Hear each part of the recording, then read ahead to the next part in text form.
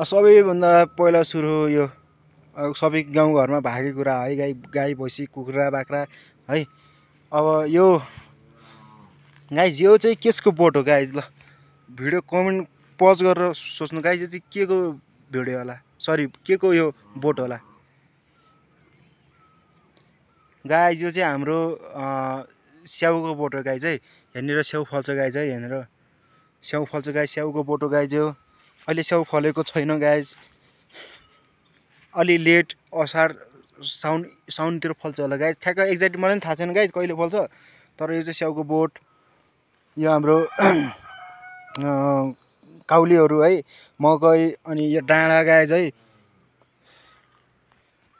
Guys हिँड्दा हिँड्दा यो बाटो त पुग्यो गाइज। हामी आएको यो बाटो गाइज है, यो उकालो पुरै चढेर यहाँबाट यसरी आएको गाइज है। र आउँदा आउँदै बाटोमा चाहिँ के छ गाइज भन्दाखेरि चाहिँ केटाकेटी हो गाइज, गोरुज है। यो छ गाइज है यो बोट, यो रुख कतिलाई थाहा छ कतिलाई थाहा छैन गाइज है। म तपाईँहरूलाई नजिकबाट देखाउन चाहन्छु।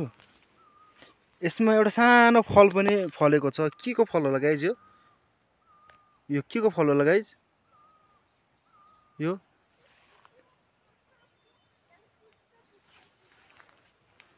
गाइज हेर्नुहोस् त गाइज। ओहो यहाँ त कत्रो हो आमा गाइज। यो चेक इट आउट। यो कसले भन्छ कमेन्टमा भन्नु होला गाइज के होला यो। म भिडियोमा त भन्छु, तपाईँ पज गरेर कमेन्टमा लेख्नु होला गाइज। गाइज यसलाई भन्छ यतातिर हाम्रो रोल्पातिर यसरी टप्पो टिप्ने गाइज, यसरी टिप्ने अनि यसरी खाने गाइज।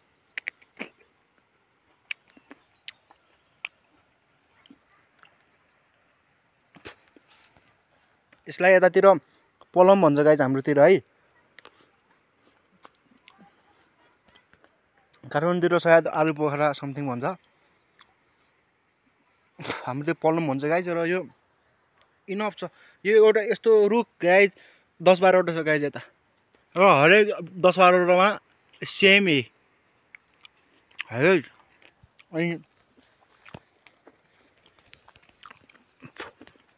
यो त भयो। म चाहिँ अब खास गरी किन आयो भन्दाखेरि हाम्रो यहाँ पूजा छ, अनि त्यही पूजामा आएको गाइज म है। अनि अब त्यही हो, बिहान लास्ट हिँड्यो गाइज, आज लास्टै थाकेको छु गाइज म। बिहान हिँडेको त्यही हो, बिहान कति बजी हिँडेको भन्दाखेरि बिहान 9 बजी हिँडेको।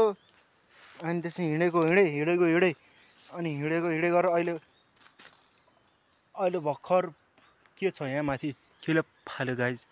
अनि हिँडे गरेर चाहिँ म भर्खर 10 मिनट अगाडि पुगेर म फेरि भिडियो बनाउनु थालिहालेँ गाइज है। अनि म मिठो चेक गरिरहेको छु गाइज। अब रातोवाला मिठो हुन्छ गाइज, हुन त सबै पाकेको छ गाइज, तर पनि यस्तो रातो यो यति अर्ग्यानिक छ गाइज होइन। यो यति अर्ग्यानिक छ, यसमा न विषादी मिलेको छ न के केमिकलहरू, सबै फ्रेस। आकाशबाट शीत पर्छ अनि पानी पर्छ, पखालिदिन्छ गाइज। यसलाई न धुनु पर्छ न केही गर्नुपर्छ, रुखबाट टिप्ने खाने गाइज यसरी, बुझ्यो।